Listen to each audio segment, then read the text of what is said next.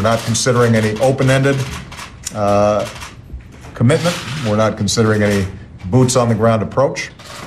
What we will do is consider options that meet the narrow concern around chemical weapons, understanding that there's not going to be a solely military solution to the underlying conflict and tragedy that's taking place in Syria. Για μια περιορισμένη σε εύρος και διάρκεια επιχείρηση κατά του καθεστώτος Άσαντ στη Συρία έκανε λόγο ο Μπαράκ Ομπάμα, τονίζοντας ότι δεν έχει λάβει οριστικές αποφάσεις για το πότε θα γίνει αυτή. Οι επιθεωρητές του ΟΗΕ αναχώρησαν ήδη από τη Συρία. Μέσω βηρητού κατευθύνονται στην έδρα του στη Χάγη. The investigation, as with the investigation into the other allegations, is, as we have repeatedly said, to establish whether chemical weapons were used, not by whom. Στις επίμονες ερωτήσεις για προκαταρκτικό πόρισμα, ο ΟΗΕ απαντά ότι θα χρειαστούν αρκετές ημέρες για να βγουν τα αποτελέσματα των αναλύσεων στα δείγματα που έλαβαν από τραυματίες και το περιβάλλον. This is not an electoral process where you have exit polls and preliminary results. This is a scientific process. The only result that counts is the result of the analysis in laboratories and the analysis of the evidence that's been collected through witness statements and so on. Μετά από τα δεκάδες βίντεο με αμάχους να υποφέρουν από τη χρήση τοξικών, το CNN μετέδωσε εικόνες με θύματα μιας επίθεσης με βόμβες Napalm κατά σχολείου, όπως λένε αντικαθεστωτικοί.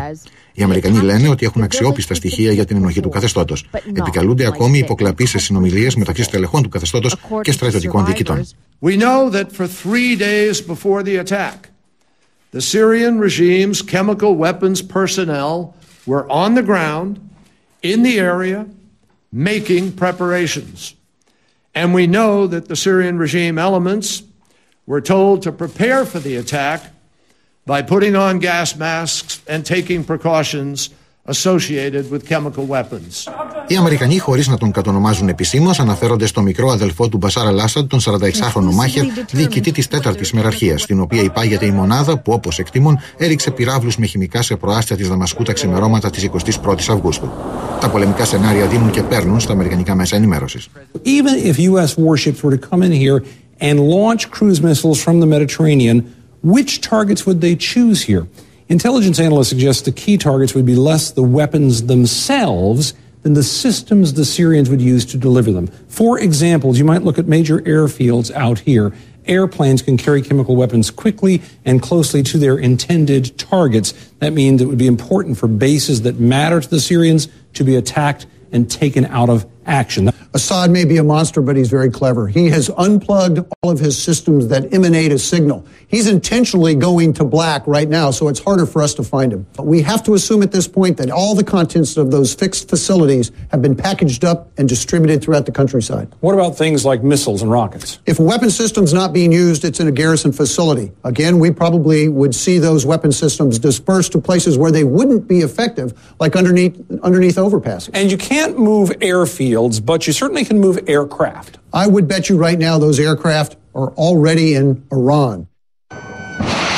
Η Δαμασκός περιμένει επίθεση ανά πάσα στιγμή, δήλωσε αξιωματούχος του καθεστώτος στο γαλλικό πρακτορείο. Η Συρία δηλώνει αποφασισμένη να απαντήσει σε μια επίθεση με όλα τα μέσα που διαθέτει. If they attack us, they leave us only one option, which is to do whatever we can to defend ourselves. Για απαράδεκτες απειλές κατηγόρησε τον Ομπάμα η Μόσχα. Ο Μπαράκ Ομπάμα αποφεύγει να μιλήσει για διεθνές δίκαιο, επικαλείται διεθνείς κανόνες κατά της χρήσης χημικών όπλων. This kind of attack is a challenge to the world. We cannot accept a world where women and children and innocent civilians are gassed on a terrible scale. This kind of attack threatens our national security interests by violating well-established international norms against the use of chemical weapons, by further threatening friends and allies of ours in the region like Israel and Turkey and Jordan, and it increases the risk that chemical weapons will be used in the future and fall into the hands of terrorists who might use them against us. Αρκετοί αναλυτές λένε όμως ότι μια αμερικανική επίθεση θα μεγαλώσει αυτό το κίνδυνο.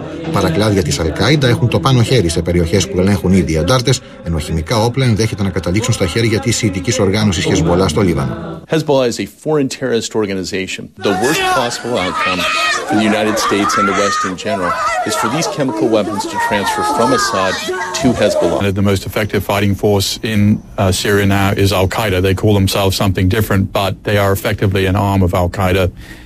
They are regarded as uncorrupt by the population. They don't loot. A lot of them have battlefield experience in other conflicts, such as the Iraq War.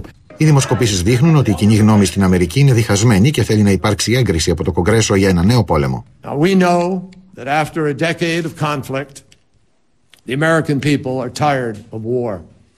Believe me, I am too. But fatigue does not absolve us of our responsibility. Just longing for peace does not necessarily bring it about. And history would judge us all extraordinarily harshly if we turned a blind eye to a dictator's wanton use of weapons of mass destruction against all warnings, against all common understanding of decency. Την ίδια ώρα στο διαδίκτυο κυκλοφορούν φωτογραφίες από παλαιότερες συναντήσεις του Τζον Κέρι με τον Άσαντ και πικρόχολα σχόλια, όπως για το δείπνο του σε εστιατόριο της Δαμασκού μαζί με τις συζύγους τους το 2009. Τότε ο Κέρι ως γερουσιαστής έλεγε ότι η Αμερική θέλει να αποκτήσει κατάλληλη αντίληψη για τα θέματα της Συρίας, όπως μετέδωσε το Γαλλικό Πρακτορείο. Και την ώρα λοιπόν που ο Αμερικανός πρόεδρος φαίνεται αποφασισμένος, κυρίες και κύριοι, να προχωρήσει στρατιωτικά έστω και μόνος του, με την κουβέντα να επικεντρώνεται τώρα στο αν αυτό θα γίνει πριν την Τρίτη, οπότε και αναχωρεί για την Ευρώπη, ή μετά την σύνοδο των G20 και την επαφή που θα έχει, εάν έχει εκεί Θανάση Αυγερινέ, με τον Βλαντιμίρ Πούτιν, ο Ρώσος πρόεδρος μίλησε σήμερα και μίλησε για πρώτη φορά. Και τι είπε?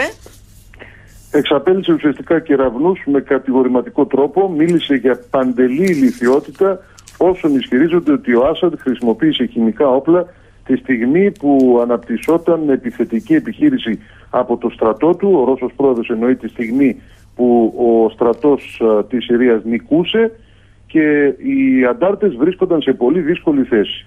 Ο κύριος Πούτιν είπε ότι οι Ηνωμένες Πολιτείες οφείλουν να αποδείξουν τη χρήση χημικών όπλων, ότι είναι αστείος ο ισχυρισμός πως τέτοιες αποδείξεις υπάρχουν αλλά δεν μπορούν να τις δείξουν σε κανένα. Είπε χαρακτηριστικά ότι αυτό είναι μια έλλειψη σεβασμού προς τους εταίρους τους και κάλεσε τον Μπαράκ Ομπάμα να αναλογιστεί ότι ο ίδιος κατέχει το Νόμπελ Ειρήνης και πριν χρησιμοποιήσει βία στη Συρία να σκεφτεί τα μελλοντικά θύματα και ειδικά εκείνα μεταξύ των αμάχων που αναπόφευκτα θα υπάρξουν. Ο Ρώσος ηγέτης ευχήθηκε να είναι παρόν στην διάσκεψη των G20 ο κύριος Ομπάμα και να συζητηθεί εκεί, να αξιοποιηθεί η ευκαιρία και να συζητηθεί εκεί το θέμα υπογραμμίζοντας βέβαια το θέμα της Συρίας, υπογραμμίζοντας βέβαια ότι το μοναδικό αρμόδιο όργανο για αυτή τη συζήτηση είναι το Συμβούλιο Ασφαλείας του ΟΗΕ. Είπε χαρακτηριστικά στους δημοσιογράφους ότι αν μιλούσα τηλεφωνικά με τον Ομπάμα θα του θύμιζα σε πόσες ένοπλες συγκρούσεις έχει εμπλακεί η Ουάσιγκτον τις τελευταίες δεκαετίες, στο Αφγανιστάν, το Ιράκ, όπου ουδενία ειρήνευση ή δημοκρατία επήλθε. Είναι χαρακτηριστική επίσης και η τοποθέτησή του ότι αυτή τη στιγμή μια επίθεση στη Συρία ουσιαστικά εξυπηρετεί μόνο τους αντάρτες οι οποίοι βρίσκονται σε δυσμενή θέση και ουσιαστικά οι χορηγοί, όπως τους χαρακτήριζε, των εξεγερθέντων αναλαμβάνουν απευθείας έργων, θα κάνουν οι ίδιοι δηλαδή τις επιθέσεις και αν αυτό συμβεί θα είναι κάτι εξαιρετικά λυπηρό, είπε ο κύριος Πούτιν.